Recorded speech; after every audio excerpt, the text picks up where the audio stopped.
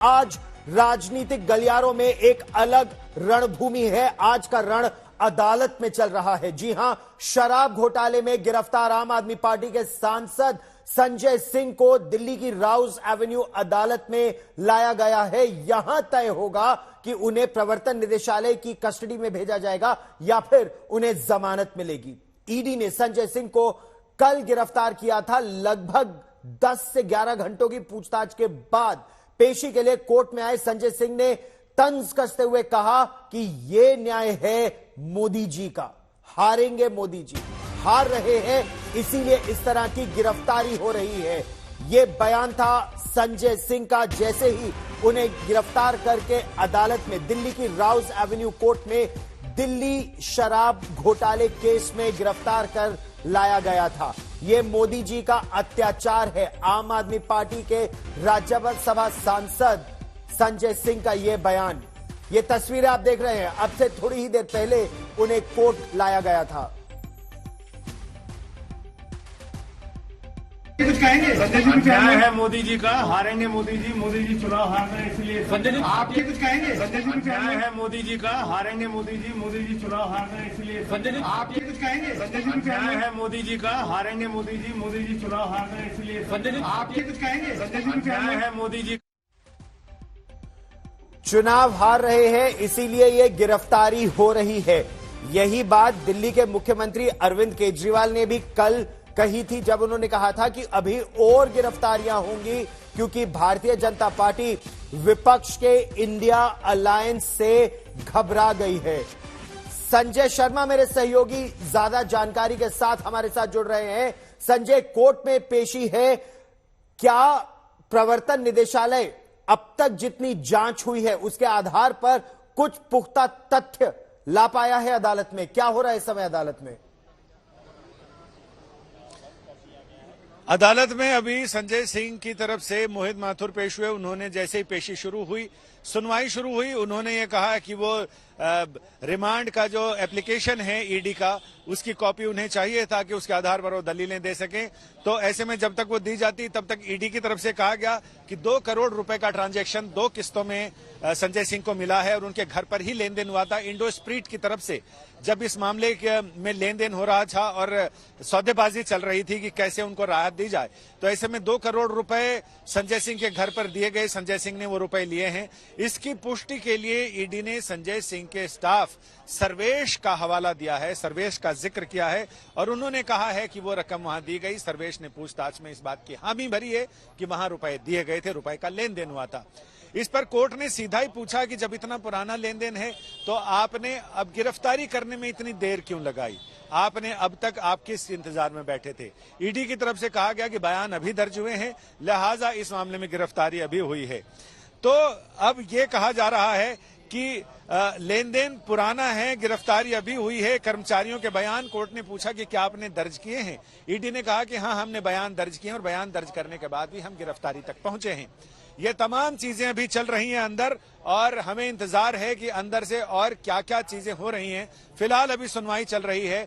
अभी तो फिलहाल ईडी अपनी बातें कह रही है, लेकिन इसके बाद ईडी की दलीलों की काट संजय सिंह के वकील मोहित माथुर अंदर करने वाले हैं और ईडी की दलीलों के साथ साथ वहां अब ये इंतजार करना पड़ेगा हमें कि आखिर वहां ईडी आगे और क्या चीजें बता रही है।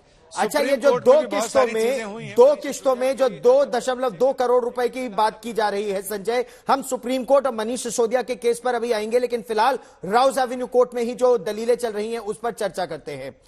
2 करोड़ रुपए देने की बात हुई है। क्या प्रवर्तन निदेशालय के पास केवल सर्वेश का बयान है और क्या सर्वेश का बयान केवल प्रवर्तन निदेशालय को दिया है या अदालत में यह बयान दर्ज कराया गया है? क्या यह बतौर सबूत पेश किया जा सकता है अदालत में? अभी अदालत के सामने बयान दर्ज नहीं कराया जा सका है, जो 164 का बयान होता है जो मजिस्ट्रेट के सामने दर्ज कराते हैं। लेकिन ईडी ने यह भी कहा है कि इस 2 करोड़ के लेन देन की पुष्टि दिनेश अरोड़ा, जो इस मामले में आरोपी भी थे, उसके बाद वो सरकारी गवाह बन गए, यानी जिसको हम वादा माफी गवाह कहते हैं आम बोलचाल की भाषा में, तो वो बन गए हैं। उनके बयान की भी पुष्टि की है, उनके बयान का भी हवाला दिया है, और साथ ही दिनेश अरोड़ा के बयान की पुष्टि के लिए उन्होंने सर्वेश के बयान का हवाला दिया है कि सर्वेश ने भी इस बात की पुष्टि की है। तो अभी फिलहाल बयान पर बात चल रही है। इसके और दस्तावेजी सबूत क्या हैं, कितने हैं ईडी के पास, ये ईडी ने अभी इसका खुलासा नहीं किया है। ये तो हुई दूसरी बात बयान की। ये भी कहा जा रहा था कि राघव मुंगटा वाईएसआर कांग्रेस पार्टी के सांसद का बेटा, वो भी अप्रूवर हुआ है, इस तरह की खबर आ रही थी। अब इससे इस केस में क्या परिवर्तन आता है संजय? जी हां, बिल्कुल। राघव मगुंटा, ये इस मामले में ईडी का जो मामला है, जो इस पूरे आबकारी घोटाले में है, उसमें 3 सरकारी गवाह बन चुके हैं, जिसमें दिनेश अरोड़ा, राघव मगुंटा और शरत रेड्डी। इन 3 लोगों का शरत का, ये तीनों सरकारी गवाह बन चुके हैं। तो ऐसे में कानून के जानकारों का कहना है कि सरकारी गवाह का बयान बहुत मायने नहीं रखता है कानून के आगे, लेकिन उस बयान के साथ अगर कुछ और सबूत भी हो तो वो बयान आगे काम करेगा। अपने आप में वो बयान कुछ भी नहीं है। क्योंकि आज मनीष सिसोदिया के मामले में भी कोर्ट ने यही पूछा कि आप ये सारी चीजें सिर्फ बयानों के आधार पर बता रहे हैं, सुनी सुनाई बातें हियर एंड से हैं, या फिर आपके पास इसका कोई सबूत भी है? क्योंकि अदालत सबूत पर यकीन करती है, बयानों पर नहीं। सबूत के साथ बयान हो तो वो चीजें ज्यादा कारगर होती हैं, अकेला बयान कुछ नहीं कर सकता। इस तरह के मामलों में, कई मामलों में तो सिर्फ बयान पे भी काम चल जाता है, लेकिन इस तरह के मामलों में जो क्रिमिनल केसेज हैं, उसे लेकर जो भ्रष्टाचार के मामले हैं, उसमें बयान के साथ साथ सबूत भी जरूरी हैं। अच्छा, सबूत और बयान दोनों अब इसको एक्सपैंड करते हैं, क्योंकि लगातार इस तरह की बातें हो रही हैं।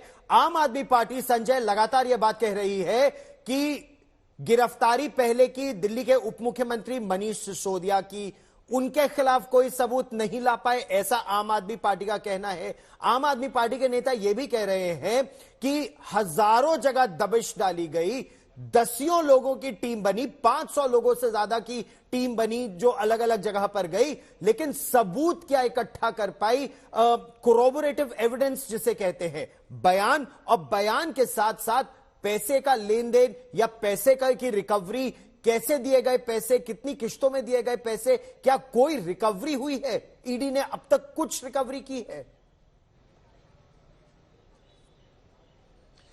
रिकवरी नहीं हुई है, और ईडी ये भी कह रही है और सीबीआई दोनों का ये कहना है कि जिन 3 मोबाइल सेट के जरिए लेन देन बातचीत हुई, उनमें से एक सेट तो काम कर रहा है, लेकिन उसकी बहुत सारी चीजें नष्ट कर दी गई हैं।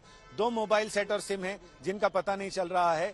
कई ऐसे सिम हैं जो बिल्कुल नष्ट कर दिए गए हैं। तो उन्हीं को लेकर ये कोशिश की जा रही है कि उन सारी चीजों की बरामदगी, और उसके लिए